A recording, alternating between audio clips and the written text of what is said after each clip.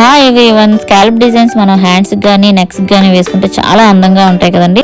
నేను ఈరోజు అలాంటి స్కాలప్ డిజైన్ ని హ్యాండ్ తాలూకా బుట్ట హ్యాండ్ కి, బాహుబలి బుట్ట ఉంటుంది కదండి, ఆ హ్యాండ్ కి అయితే డిజైన్ చేస్తున్నాను.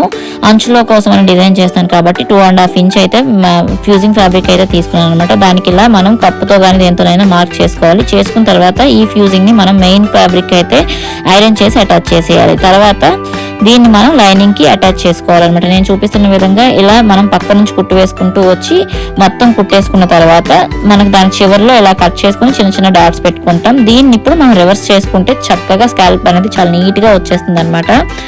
లోపల ఫ్యూజింగ్ లేకుండా మనం రివర్స్ చేయాలంటే మాత్రం ఫ్యాబ్రిక్ అయితే అంత నీట్ గా రివర్స్ అవుతుంది. ఇది ఉండటం వల్ల మనకు చాలా బాగుంటుంది, సపోర్టివ్ గా ఉంటుంది అనమాట. లోపల ఫ్యాబ్రిక్ కి చాలా గట్టిగా కూడా ఉంటుంది. ఇలా కొంచెం నలుపుకుంటే స్టిచెస్ దగ్గర కరెక్ట్ గా షేప్ అనేది ఫామ్ అవుతుంది. దీన్ని నేను బుట్టకైతే అటాచ్ చేశాను.